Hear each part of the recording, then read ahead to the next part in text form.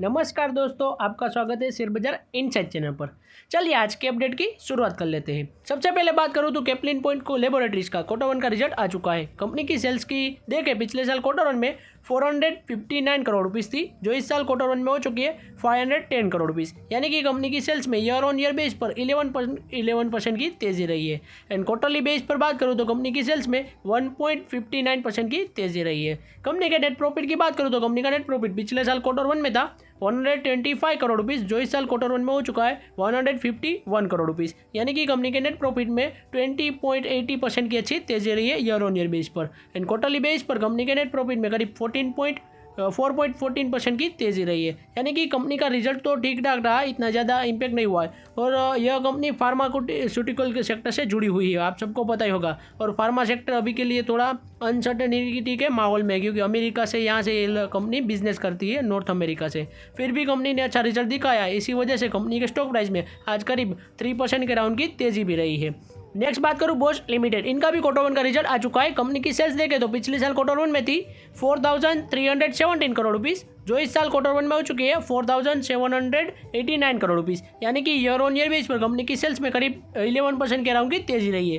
Company की quarter base और sales की बात करूँ तो उसमें 2.5% की गिरावट रही है।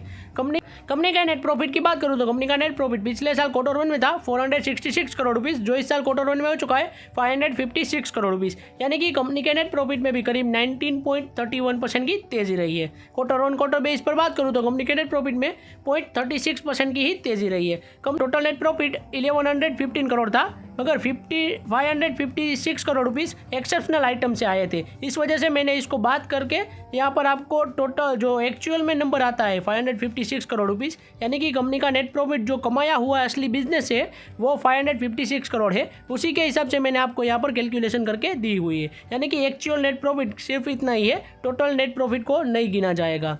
यहाँ पर कंपनी की रिजल्ट देखें तो काफ़ी अच्छा रहा है मेरे हिसाब से, तो इस वजह से आज कंपनी के स्टॉक प्राइस में भी करीब 0.5% के अराउंड की तेजी रही है।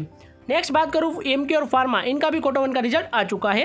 कंपनी की सेल्स देखें तो पिछले साल क्वार्टर वन में थी 1,815 करोड़ रुपीस, जो इस साल क्वार्टर वन में हो चुकी है 2,100 करोड़ रुपीस। यानी कि कंपनी की ईयर ऑन ईयर बेस पर कंपनी की सेल्स में करीब 16% के राउंड की तेजी रही है। एंड क्वार्टरली बेस पर कंपनी की सेल्स में गिरावट रही है 0.76% की। कंपनी का नेट प्रॉफिट देखें तो कंपनी का नेट प्रॉफिट पिछले साल क्वार्टर वन में था 121 करोड़ रुपीस, जो इस साल हो चुका है 215 करोड़ रुपीस। यानी कि कंपनी का net profit year on year base पर करीब 76% की तेजी रही है। एंड कंपनी के क्वार्टरली बेस पर नेट प्रॉफिट में करीब 19.14% की तेजी रही है। यानी कि कंपनी का रिजल्ट देखा जाए तो ईयर ऑन ईयर बेस पर तो काफ़ी अच्छा रहा है, मगर क्वार्टरली बेस पर थोड़ी सेल्स में गिरावट रही है। फिर भी आज कंपनी के स्टॉक प्राइस में करीब 2.5% के राउंड की गिरावट देखी जा रही है। नेक्स्ट बात करूँ 3M इंडिया लिमिटेड, इनका भी क्वार्टर वन का रिजल्ट आ चुका है। कंपनी की सेल्स देखें तो 995 करोड़ रुपीस थी पिछले साल क्वार्टर वन में, इस साल क्वार्टर वन में हो चुकी है 1,195 करोड़ रुपीस। यानी कि कंपनी की सेल्स में करीब 20% की अच्छी तेजी रही है। क्वार्टरली बेस पर कंपनी की सेल्स में करीब 0.25% की गिरावट रही है। कंपनी का नेट प्रॉफिट पिछले साल क्वार्टर वन में था 146 करोड़ रुपीस, जो इस साल हो चुका है 177 करोड़ रुपीस। यानी कि कंपनी के नेट प्रॉफिट में भी 21.23% की अच्छी तेजी रही है। एंड क्वार्टरली बेस पर कंपनी के नेट प्रॉफिट में 149% की अच्छी तेजी रही है। कंपनी का रिजल्ट मेरे हिसाब से तो काफ़ी अच्छा आया है। और आज के दिन कंपनी के स्टॉक प्राइस में देखें तो करीब 1.81% के राउंड की गिरावट भी देखी गई है। आज मार्केट भी थोड़ी डाउन है, इस वजह से भी इस स्टॉक में गिरावट या फिर कई सारी जो कंपनी के रिजल्ट आ रहे हैं उसमें भी गिरावट हो सकती है। उसका दूसरा भी रीज़न हो सकता है, क्योंकि एक्सटर्नल रीज़न भी कई सारे हैं, क्योंकि ट्रम्प की टैरिफ वाली जो नीतियाँ है उसमें भी कुछ नेगोशिएशन की बात चल रही है, उसकी वजह से आज मार्केट भी थोड़ी डाउन है। इस वजह से मार्केट में कई सारी कंपनी के स्टॉक प्राइस में भी गिरावट देखी जा रही है। आज की वीडियो हमारी यहीं तक थी।